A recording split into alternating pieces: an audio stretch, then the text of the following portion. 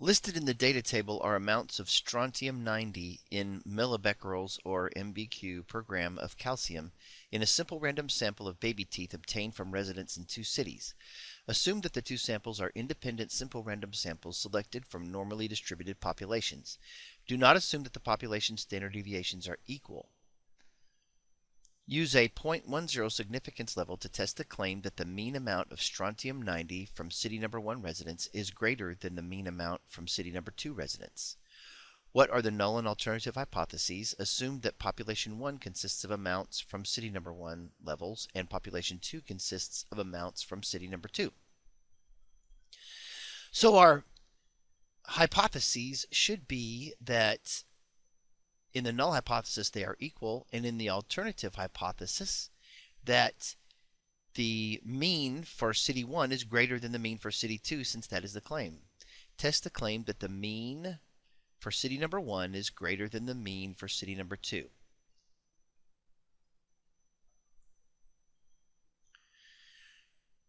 We need to find the test statistic, so we'll click to open the data set, and then we'll click the little rectangle and open in StatCrunch.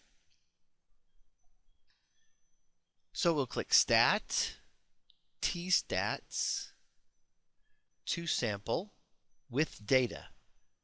And this will be a t-test because we don't know the population standard deviations, and we know that we are to assume that the data come from normally distributed populations. So we'll select city number 1 for sample 1 and city number 2 for sample 2. The problem says do not assume that the population standard deviations are equal, so we will uncheck pool variances. Then we will make sure that we have the correct inequality selected for the alternative hypothesis. That should be greater than. Click Compute. And we find that our t-statistic is 1.538 if we round to 3 decimal places. We're asked to round to 2, so that would be 1.54.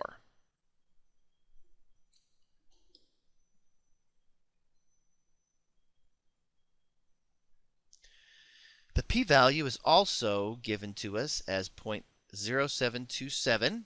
We're supposed to go to 3 decimal places, so we'll call it 0.073.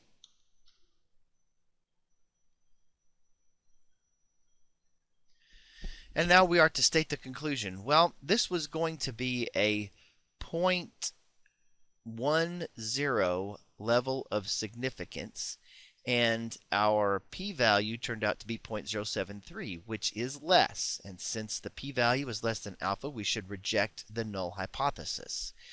So we'll need to select the correct conclusion here. We are going to reject the null hypothesis, so we'll rule out C and D. So we'll need to read A and B. There is not sufficient evidence to support the claim that the mean amount of strontium-90 from city number 1 residents is greater. That's not the case because we are rejecting the null hypothesis in favor of the alternative hypothesis, which is that the mean is greater for city 1 than for city 2. So the B part says there is sufficient evidence to support the claim that the mean amount of strontium-90 from city number 1 residents is greater. Now we are to construct a confidence interval suitable for testing the claim that the mean amount of strontium-90 from city number 1 residents is greater than the mean amount from city number 2 residents. Our hypothesis test was a one-tailed test with alpha 0.10. In order for us to maintain that same level of significance in a confidence interval that would be used for the same test, we'll need to put 10% of that distribution in the left tail also, which would give us an 80% confidence interval. So we'll click Stat, T-Stats, to sample with data.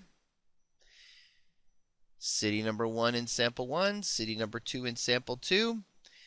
confidence interval, uncheck pool variances. Make sure this says 0.80 and hit compute. So here are the limits, 4.902 and 72.100, or 0.098, depending on how many decimal places. We're supposed to round to 2 decimal places. So we'll go 4.90 to 72.90.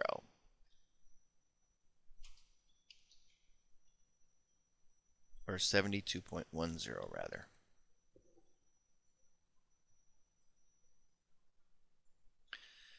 Does the confidence interval support the conclusion of the test? It does. Yes, because the confidence interval contains only positive values. It does not contain 0. If it contains 0, then we couldn't say that there was a difference between mu1 and mu2. mu1 minus mu2, if it's possible that it's 0, then it's possible that they are equal. But it contains only positive values, and since that's the case, then that must mean that mu1 is greater than mu2.